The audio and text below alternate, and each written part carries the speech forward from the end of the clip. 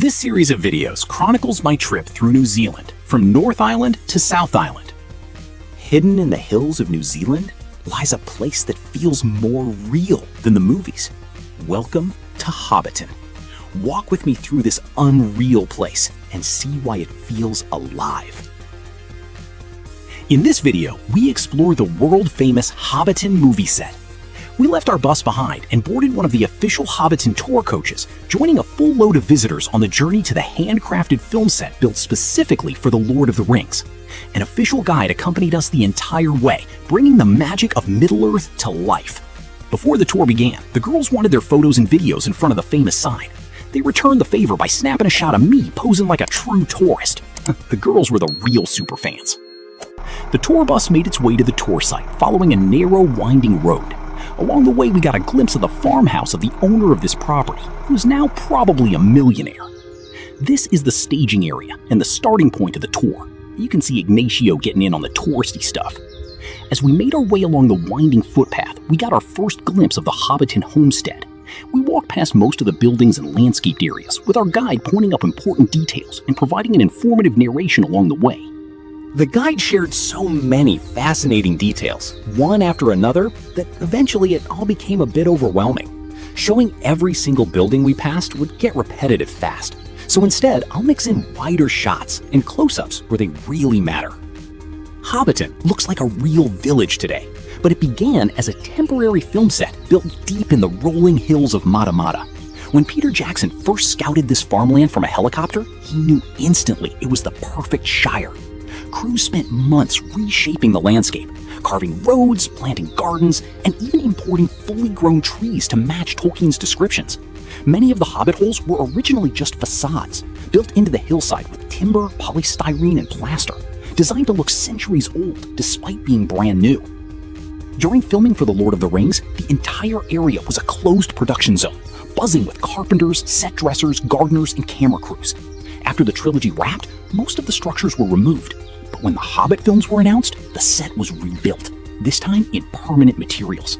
Every chimney, window frame, and vegetable patch was crafted to withstand weather and time, allowing visitors to walk through a fully realized Shire. Today, Hobbiton remains exactly as it appeared on screen, complete with working gardens, smoke-ready chimneys, and over 40 hobbit holes. It's one of the few film sets in the world preserved as a living, breathing location, where the magic of Middle-earth still feels very real.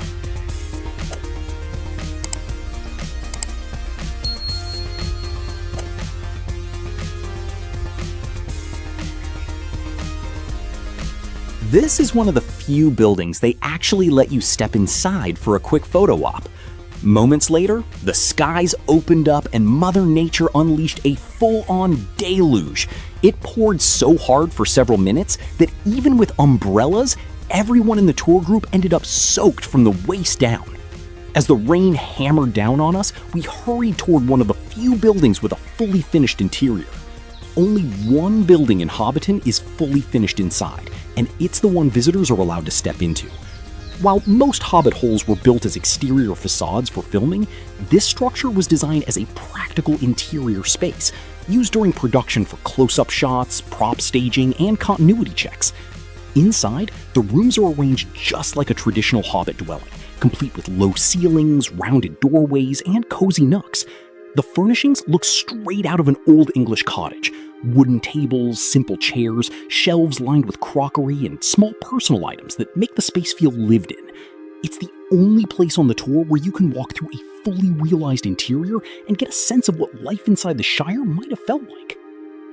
Inside the hobbit-sized building, every piece of furniture has been scaled down to match the world of the Shire.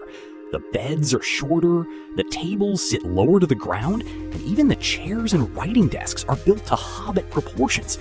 Nothing here is full-sized. Every detail reinforces the illusion that you've stepped into a home designed for someone half our height. The props team crafted these pieces to look rustic and well lived in, using simple woods, worn finishes, and handmade touches to echo the charm of an old English cottage.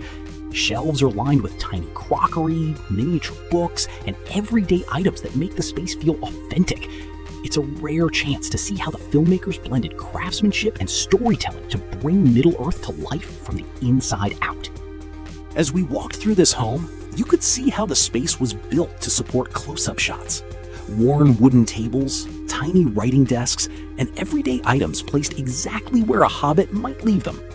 It's the only interior on the entire set that was fully finished, and being inside it gives you a rare glimpse of how Middle-earth was brought to life from the inside out. We made our way through a gently curved passageway into the next Hobbit home, where the set designers had recreated the same cozy layout and furnishings we saw earlier. Every shelf, table, and tiny prop was arranged to match the lived-in feel of the Shire, giving each home its own personality while keeping the style unmistakably Hobbit.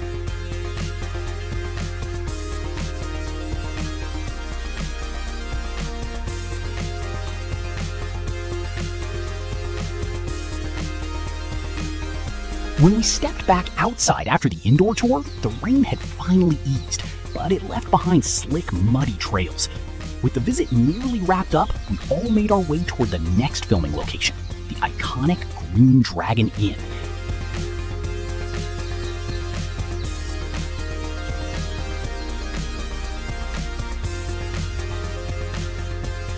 As we made our way toward the Green Dragon Inn along Merry Meander Trail, we passed the watermill, turning quietly beside the stream, a perfect reminder of how alive this little corner of the Shire feels. We continued over the stone bridge and made our way into the Green Dragon Inn, a place that feels straight out of Middle-earth. The tour includes one drink on the house, but since I don't drink, Morton was more than happy to take mine.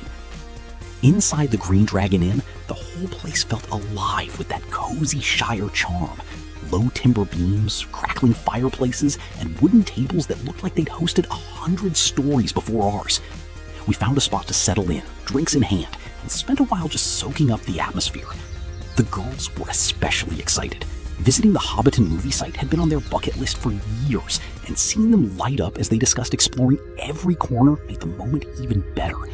It wasn't just a stop on the tour. It felt like stepping into a place we'd all known from the movies, now real and warm and buzzing around us. Outside the Green Dragon Inn, you can really see how much care went into every detail. The same handcrafted charm that fills the rest of the Shire is woven into every beam, window, and stone. As we look back across the water, the homestead came into view one final time, a quiet, picture-perfect farewell to Hobbiton. Outside one of the homes, a wedding was underway, adding this unexpected touch of real-world magic to our walk through the Shire.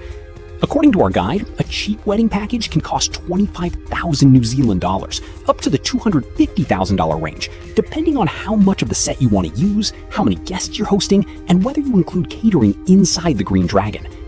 It's not a small investment, but for fans of Middle-earth, it's the kind of once-in-a-lifetime celebration that turns a wedding into a storybook moment. A quick visit to the gift shop revealed everything from simple keepsakes to massive life-size figurines. And yes, some of them cost $25,000. In the restroom, I spotted this quirky sign, a fun touch, clearly meant to help visitors from all over the world. Leaving Hobbiton behind, we continued our journey toward Rotorua, a town famous for its bubbling geothermal pools, steaming vents, and the unmistakable scent of sulfur drifting through the air. It's one of New Zealand's most active geothermal regions, where the Earth constantly reminds you that this whole island sits on a volcanic backbone. In the grass nearby, a pukeko wandered through the field, pecking around for food with its striking blue and red colors standing out against the green. Getting this close was amazing. Its deep blue feathers and bright red beak looked even more stunning up close. As I walked toward the hot mud pools, I could already see steam rising in the distance, curling above the landscape like signals from the Earth itself. Each step brought me closer to the heart of Rotorua's geothermal energy. I walked through the Lover's Lane Arbor, wrapped in vines and soft light filtering through the leaves. Up ahead, I could see the gateway leading into the footbath area, home to 2 steaming pools where visitors can soak their feet in geothermal water. According to a maintenance worker I spoke with, the spring beneath this spot is so blisteringly hot that they have to cool it with ice-cold water before anyone can safely dip their feet in. The twin pools are designed for visitors to sit, unwind, and dip their feet into the geothermal water, which stays warm throughout the day thanks to the constant heat rising from below. Next, I made my way toward the hot water pools beside the footbaths.